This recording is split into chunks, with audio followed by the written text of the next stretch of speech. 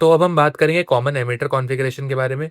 हमने last video में common base को यहाँ पे देखा था, ठीक है। तो कॉमन एमिटर का मतलब क्या होता है, सबसे पहले ये जान लेते हैं। तो कॉमन एमिटर जो आपका होता है, सिंपली इसको हम बोलते हैं कि जो एमिटर होता है आपका ट्रांजिस्टर के अंदर, emitter is common to both input and output side, ठीक है। दोनों साइड में एमिटर आपका कॉमन होगा। इसको हम बनाएंगे कैसे, तो मैं डायरेक्ट सर्किट डायग्राम से आपको बताऊंगा, ठीक है। ये हमारा ट्रांजिस्टर हो गया, ठीक है। ये हमारा ट्रांजिस्टर हो गया, इसको पहले हम बना लेते हैं पूरा। ये हमारा कलेक्टर हो गया, नीचे हम एमिटर को दे देंगे, ठीक है। ये हमारा एमिटर हो गया, ये हमारा बेस हो गया, और ये हमारा कलेक्टर हो जाएगा, ठीक है। तो अब यहाँ पे कॉमन एमिटर बना रहे हैं, तो एमिटर को आप ग्राउंड कर देंगे, ठीक है। एमिटर को ग्राउंड कर देंगे। ऐसे ही अगर कॉमन कलेक्टर बनाएंगे तो कलेक्टर को आप ग्राउंड कर देंगे, ठीक है। ये हमने इसको ग्राउंड कर दिया, चलो ठीक है। एमिटर को लिख देता हूँ यहाँ पे, ये एमिटर हो गया आपका, ये आपका बेस हो गया, और ये आपका कलेक्टर हो गया, ठीक है। तो अब इसको हम कनेक्ट भी कर लेते हैं। पहले मैं लिख लेता हूँ, ये डायोड, सॉरी ये जो ट्रांजिस्टर है दिस इज NPN। तो NPN टाइप का ट्रांजिस्टर है, ठीक है। तो NPN टाइप में जो करंट की डायरेक्शन होगी वो P to N होगी, टू द एमिटर साइड, ठीक है। तो ये हो गया।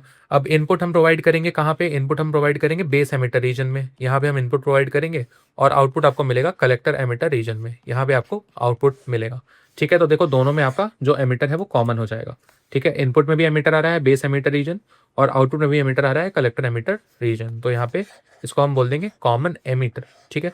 तो अभी हम लोग इसको पूरा सर्किट को कंप्लीट करते हैं। तो सबसे पहले इसको हम इनपुट साइड को कनेक्ट करेंगे। तो इनपुट साइड को यहाँ पे फॉरवर्ड बायस में कनेक्ट करना है आपको, ठीक है।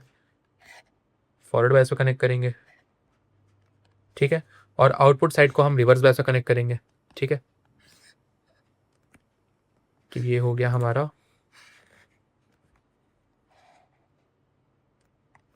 ठीक है। तो आइए कनेक्शंस भी कर लेते हैं। ये हमारा पहले इनपुट को कर लो, तो P साइड को हम पॉजिटिव से और N साइड को नेगेटिव से कनेक्ट करेंगे, ठीक है। और इसमें आप देखो N साइड को हम यहाँ पे पॉजिटिव से कनेक्ट करेंगे, और P साइड को नेगेटिव से, कुछ ऐसा। ये कुछ ऐसा बना लेते हैं भाई, इसको ठीक से बना लेता हूँ। N साइड को पॉजिटिव से कनेक्ट करेंगे, और P साइड को नेगेटिव से, ठीक है। ये हो गया रिवर्स बैच में, ठीक है। तो ये थोड़ा टेढ़ा बन गया है, इसको इग्नोर करना। ये प्लस, ये माइनस, ये प्लस, ये माइनस, ठीक है। तो अब देखो यहाँ पे करंट्स का डायरेक्शन कैसे होगा, करंट्स का डायरेक्शन कैसे होगा। आप यहाँ पे देखो, जो ये करंट होगा, सबसे पहले जो यहाँ पे करंट आएगा इसको मैं बोल देता हूँ पोटेंशियल VBB, ठीक है। और इसको हम बोल देते हैं पोटेंशियल VCC।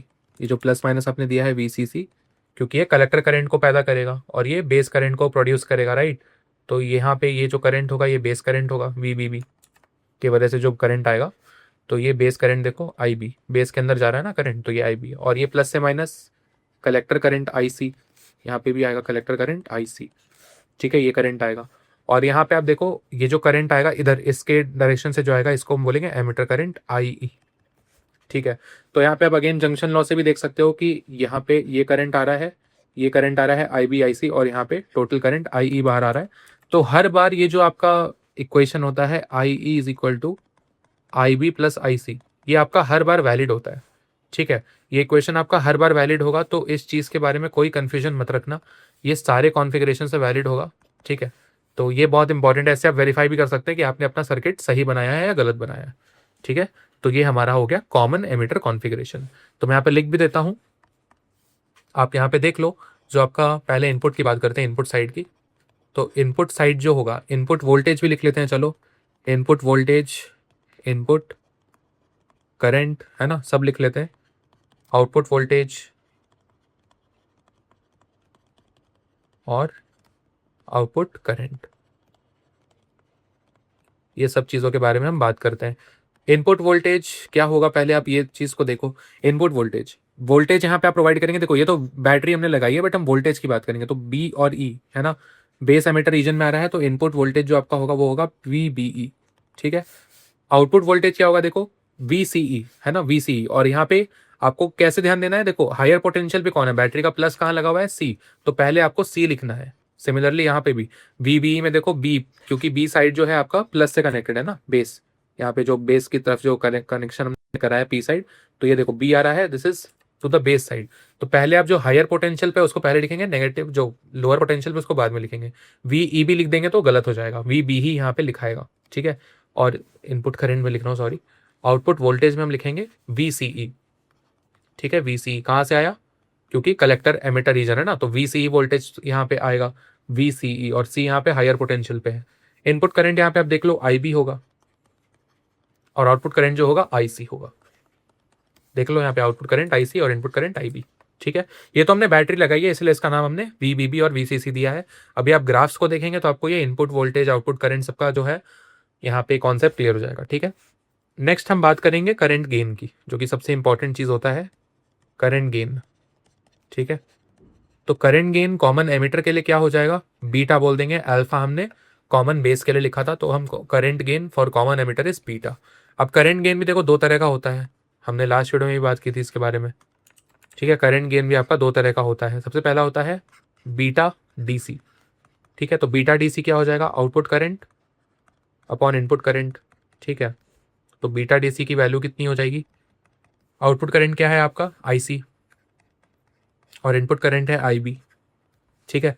और यहाँ पे हम दूसरा जो होता है ये होता है बीटा AC, और ये होता है आपका change in output current upon change in input current. तो बीटा AC की वैल्यू कितनी हो जाएगी, delta IC upon delta IB। तो ये आपको यहाँ पे ध्यान रखने वाली चीज़ हो गई, ठीक है, ध्यान रखने वाली चीज़ है, बहुत इंपॉर्टेंट है। अल्फा बीटा और गामा, जो गामा आएगा वो कॉमन कलेक्टर में आएगा, फिर हम इन तीनों के बीच में रिलेशन भी डिराइव करेंगे। तो इतनी बातें आपको लिख के आनी है। कॉमन एमिटर अगर आपके एग्जाम में आता है कि आप इसको ड्रॉ करो, सब कुछ एक्सप्लेन करो, तो आप ऐसे उसको एक्सप्लेन करेंगे, और थोड़ा बहुत थ्योरी भी लिख देना जो मैंने आपको चीज़ें बोली हैं उसके अकॉर्डिंग, ठीक है।